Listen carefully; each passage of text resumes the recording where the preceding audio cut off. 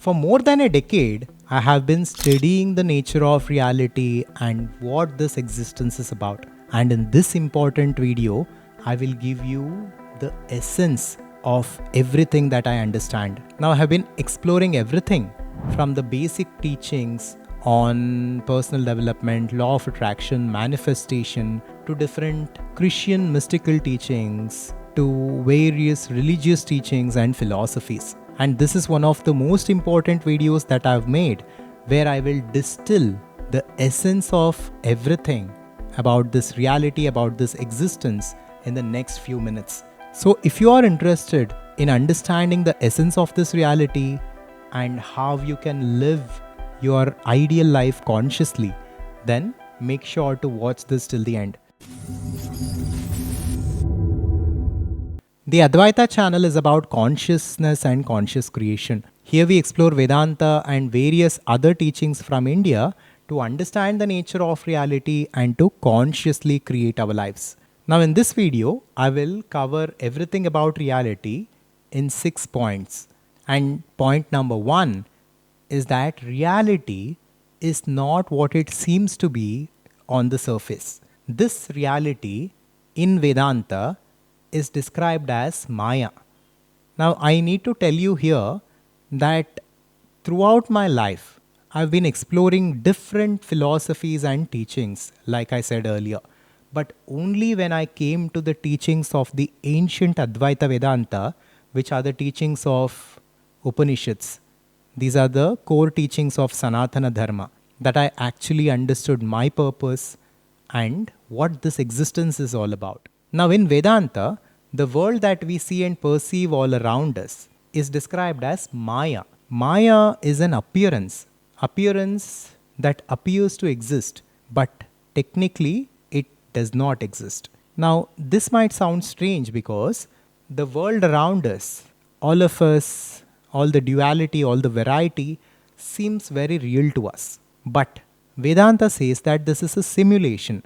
This is an appearance. Now, this doesn't mean that the world is inherently false or the world is inherently unreal. But Vedanta is pointing towards the deeper truth of reality. Vedanta says that there is an underlying truth to this universe and to this world. But the duality and the separation that we are experiencing, that is an illusion. And Vedanta says the underlying truth is that we are all one in essence. There is one underlying reality. Vedanta gives the example of the dream. Now, when we go to sleep, we dream different dreams, and in our dream, we project a dream world, a dream simulation, and we experience the dream world as the dream ego. We are not aware of our real self as someone who is sleeping on the bed. We are instead identified with an artificial dream ego that technically doesn't exist, and we experience the dream world. Now, Vedanta says even this waking world is similar to this. We are assuming that this world is real, we are assuming that our body mind is real, and our individuality is real. But in truth, it is all one. There is one consciousness. And just like how in dream, the dream environment, the trees, the sky, it was all a projection of the mind. This world is a projection or an imagination in the mind of God or that infinite consciousness. At least we can look at it this way. So, this is point number 1. The world is not what it appears to be. Now, I will be explaining the nature of reality through the metaphor of the game of life. This is an example that I will use so that you can relate to it easily and it becomes more understandable. And with regards to point number 1, we need to understand that this entire universe is just a simulation. It's just like a game which appears to be real, but it is ultimately a simulation. With this, let us come to point 2, that is the consciousness or Brahman. This is the fundamental essence of the game, the reality. This is the source code of the game. Now, physics tells us that 99.9999% of this world is emptiness. It is empty space. And matter is just 0.00001%. What is this empty space? What is the nature of this emptiness? What Vedanta says is that the entire universe is an appearance in consciousness. Consciousness or Brahman is the source code, it is the source within which everything appears.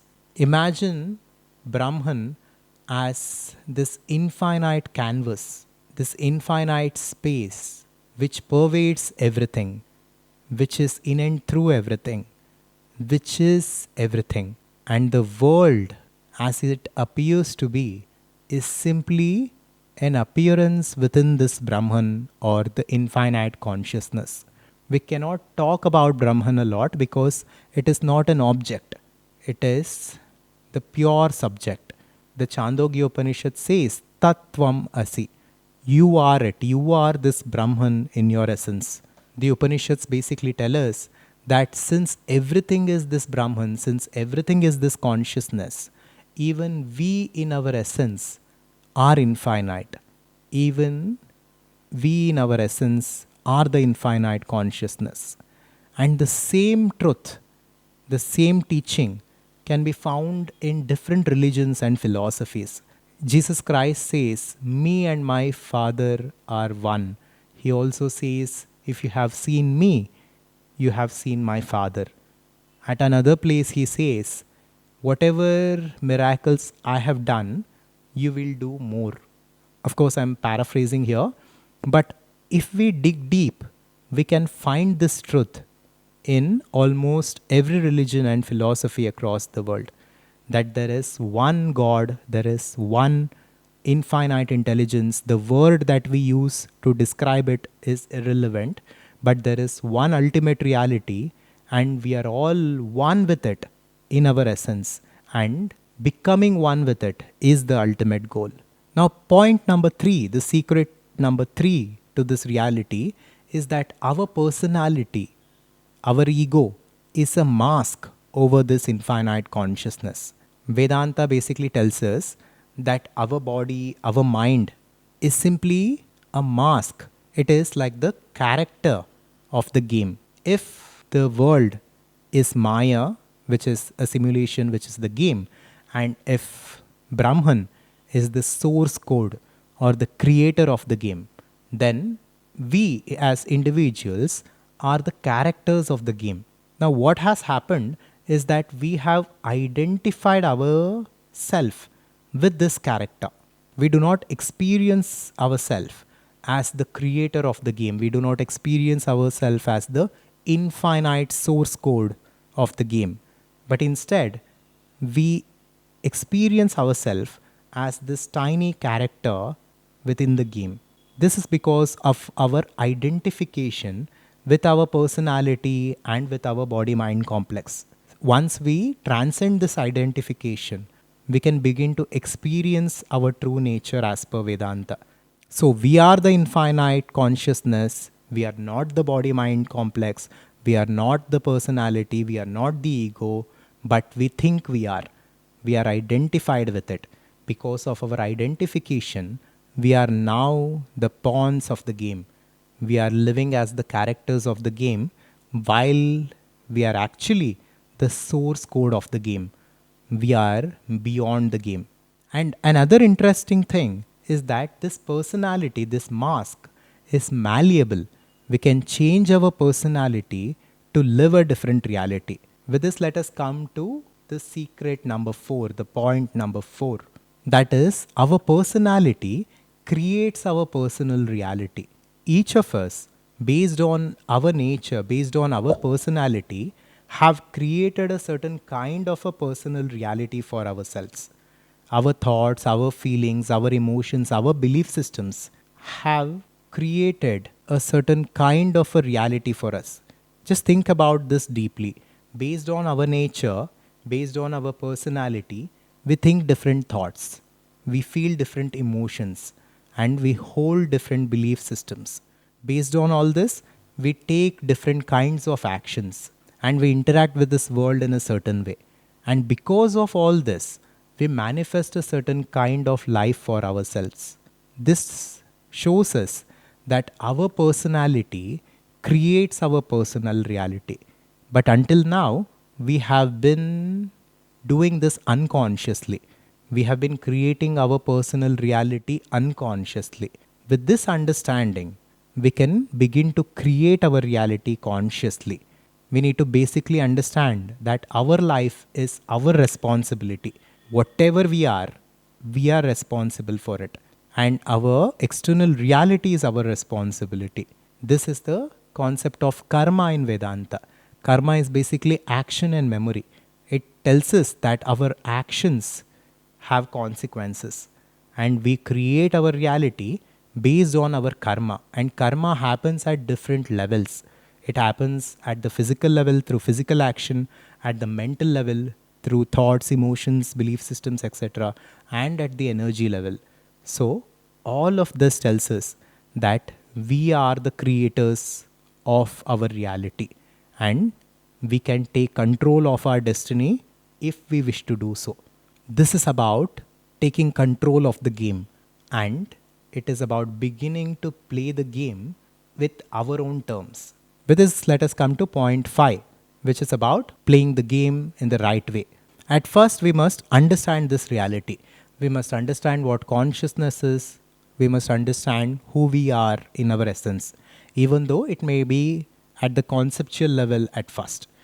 The first step is to understand this reality, to understand what this game is actually about. Only then can we go about playing this game in the right way. And then we must understand karma, the principle of cause and effect. We must understand that our life and our personal reality is our creation and it is our responsibility. Only then can we begin to play the game in the right way. And then comes the important part. This is the discovery of Swadharma. Swadharma is our place in this world, our place in this universe. And our Swadharma is based on our Swabhava. Swabhava is our inherent disposition or our inherent tendencies.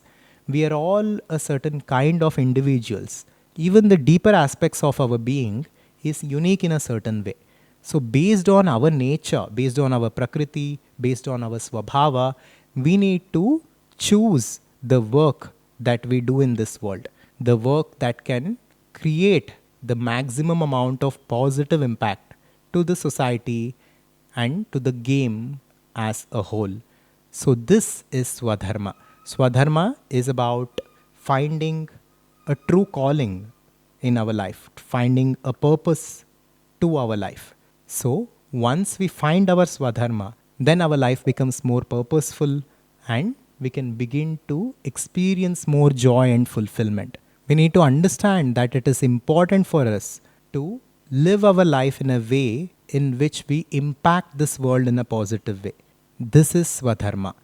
Through this, we can not only create well being for others, but we can create abundance and well being for ourselves, because what we give is what we get. This is the essence of karma. With this, let us come to the sixth and the final point, that is transcending the game, which is about the ultimate goal. Now, this is described in different ways in different philosophies and religions.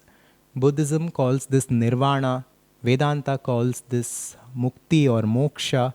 In yoga, this is called as samadhi. Basically, this is about transcending the game and being one with the creator, being one with the source code, which is the ultimate goal. In Western philosophies and teachings, this is called enlightenment or liberation. Every philosophy in some way speaks of this. This is basically transcending our individual nature and being one with the divine.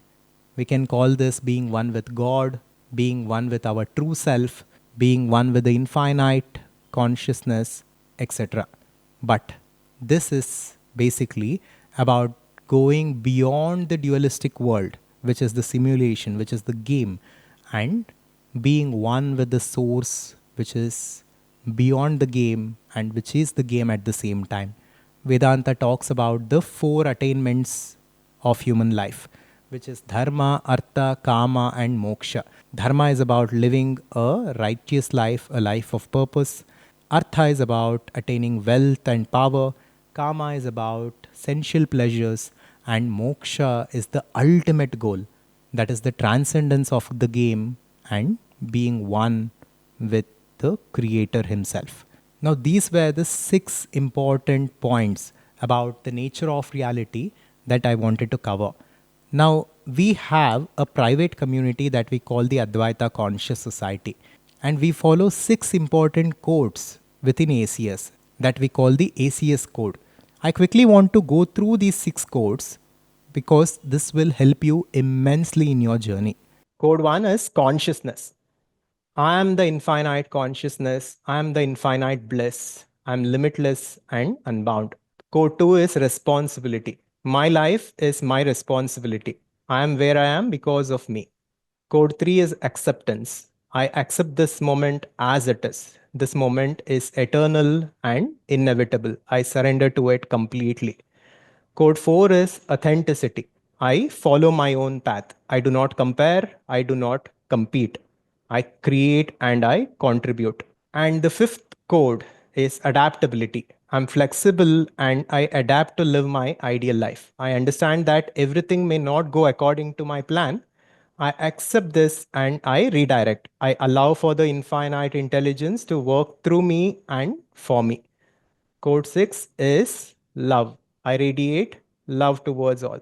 Now, if you want to join ACS to master conscious creation, to live your ideal life, and to make this code a part of your life through the help of structured programs and a community, then check the link in the description to join the Arise membership of ACS. And next, you can check out this important video that we had made on the nature of attention and focus, and how concentration and focus are the most important things that can help us to achieve anything in our lives, whether it is spiritual or material. So you can check out this video next, and I will see you in the next one. Subscribe to Adhvaitha to wake up. Shivoham.